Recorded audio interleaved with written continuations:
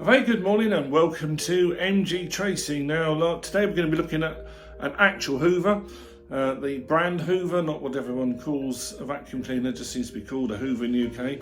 And I'm going to look at some of the models, but particularly today the tow-along one and where you do need to change filters. Now, most people don't remember to change or wash their filters every month, and that's something you have to do irrespective of the brand. But we'll have a look at a vacuum cleaner, an actual Hoover brand, and see what happens if you don't clean the filters after 3 months. It starts to get hot, it doesn't actually suck very well, it uses lots of power, and it sounds very loud. Let me show you what's going on inside your vacuum if you don't clean or change the filters every month.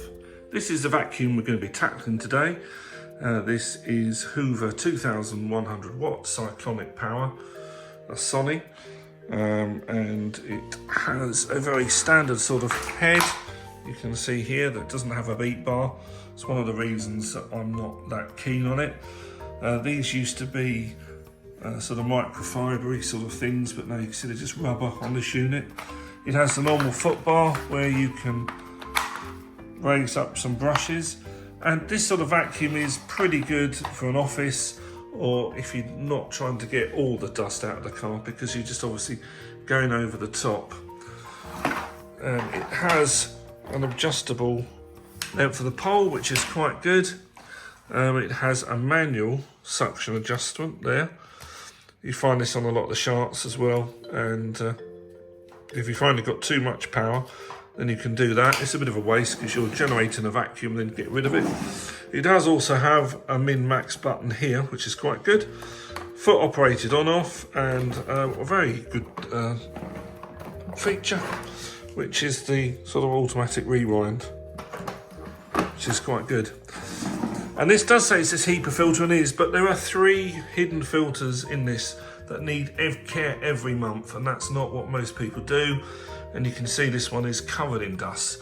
So let me show you what bits you need to do inside to keep your Hoover running in tip-top condition, or if you've bought one, a second-hand one, then this is what you're going to need to do. If you decide the filters are too far gone, I'll put the links below where you can buy a new set of filters. So the first button here releases the canister, and you can see there's plenty in there. Now within there are already a couple of filters which we'll come back to, but if yours is starting to look like this, where you've got dust and debris everywhere, then it's not doing a very good job. And you can see this one here, here's one of the first filters. It's not even covering the whole of that gap, so this really needs to be washed and dried. It should be flat, and this is the first filter for the system, and it should fit there neatly. Again, if you find this isn't happening, then maybe time to have a new one. At the back we've got another filter, and this just unclips here, and this one's a bit horrific. You can see what happens if you don't clean this sponge and wash it. You just get an incredible build-up of dust. This is not good for you or the machine, really. So we're going to clean all that and give that a really good clean out as well in there, and wipe the whole thing over just with a damp microfiber to collect a lot of the debris and dust that's on it. So in this particular model, the drum, there's some more filters inside here, and you can see you've got filter access. You just need to twist this, and then these 2 bits will come apart.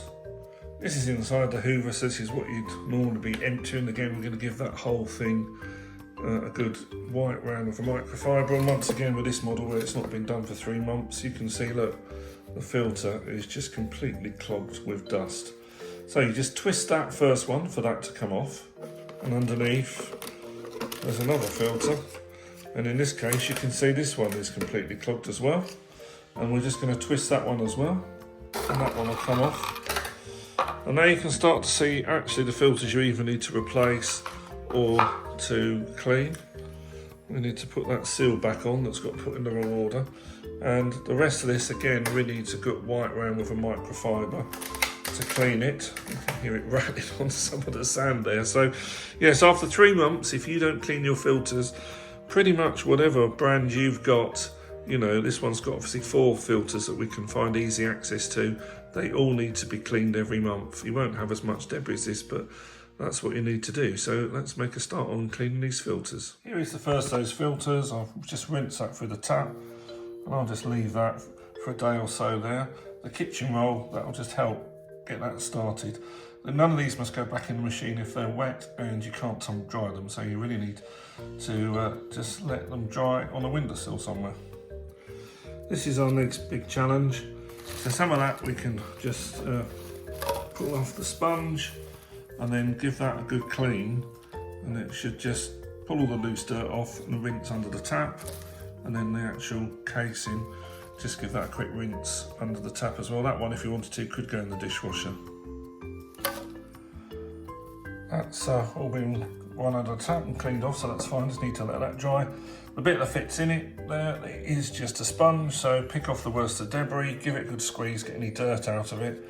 That's very easy just to clean that one up, that'll be fine. Just needs to dry now. Again, that's probably going to take a day, and we can reconnect that one and put it back in the machine. The next three parts I'm also going to rinse under. You can see they're just shedding dirt and debris everywhere, so I'm going to give them a clean under the sink, run them under some water, finish off with a microfiber, and then we'll just let those bits dry. So they've all come up quite well. They look good inside and out. Now the actual container, something's happened to that. If it's got oil on it, so it hasn't gone back to being completely clear, but it's certainly going to function correctly. And bless Hoover, they have put all this information on it to tell you about all the filters and to let them dry, and it has to be done every month. It's just that, I don't know, we don't do this, do we? You know, everything has filters, from our cars, dishwashers, tumble dryers, washing machine. They all have filters, and I don't think we clean them properly on any of them. So right, that's that next bit done. Now we need to tackle those rather grim filters from inside there. So now we're left with these two rather grim looking filters. Again, underwater. Maybe you need a brush on this one. This one will take a little bit longer to dry. So let's get this as clean as we can. Now, I'll be honest, those two did take a lot more cleaning than usual, and I had to put quite a stream of hot water on that one for a couple of minutes to really get, but as you see, you should be able to see through that when you hold it to the light. I presume that filter's never been cleaned. This one also, look, you should be able to see through it. It's still wet, but you should be able to see through that. These two do the donkey work of the HEPA filtration to stop all this crap getting in your lungs. Right, now I just need to now wipe over the rest of the Hoover. So I'm going to get on with that and probably have to use the Dyson to clear up that mess I've made. Yes, I'm going to clean this all out and get any more debris out of the machine. Then I'm also going to give the head a quick run over with a toothbrush or something. And then tomorrow, we should be able to refit all those different filters. And again, clean filters regularly, but we don't do that, do we?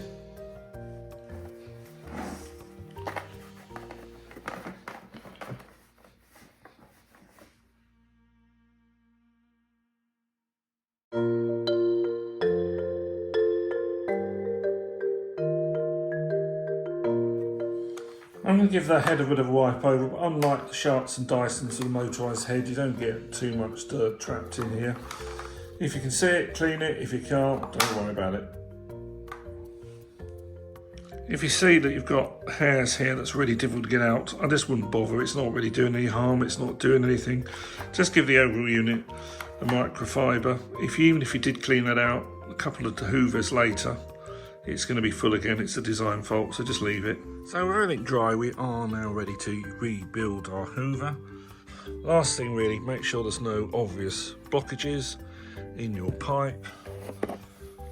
Things like coins or larger bits of polystyrene or even just hair can get blocked up in here. So just make sure the tube is clear, because everything else is now obviously A1. We're just going to refit all our filters. I don't know if that's just me, but is that starting to look like a Sinclair C5 to you? Now, someone said in one of my previous videos it does look a bit daunting when you have all the bits and pieces there, but let's step by step, let's just rebuild your Hoover. First bit is simple. Let's reconnect the head. Your first filter, fold that in half, and then we're going to just push that back into place there. So with your sponge, make sure there's no loose hairs or anything on there. That just squishes back into, and then you've got these two locator lugs there that go underneath there. That goes in, and then your nice clean top panel again onto there. And that one's sorted. So for your main filters, remember this should now be clear. This should be as clear as you're going to get it. And make sure, if it's come loose, there's a little rubber seal here that sometimes drops down. Just make sure that's pushed firmly back there. And then really, we're just going to thread these on. So these just dock here. So it's not easy to do one-handed. Just turn that to there. And then it's the same with the main cover. You'll see you've got some slidey bits there. Some locator hooks again. Just twist that around. And then they should both be there. And now it's just drop that back into its main cover. You're putting these two bits together. You've got some arrows here. Here's open and here's lock. So you line those two up, it will just go in, and then just twist the bottom carriage round so that the lock meets up with the filter access triangle there. So when you're finished, it should look like that. And hopefully you haven't got any bits left over. Now just got to redock our tank back onto the base unit. And there we go. You've given your Hoover HEPA filter and everything a full service, and it's ready for another 5 or 6 weeks. And next time, if you do it every 5 or 6 weeks, it'll be a lot easier, I promise you. So you'll now be using less power, your vacuum's going to work better, and it'll even be less noisy.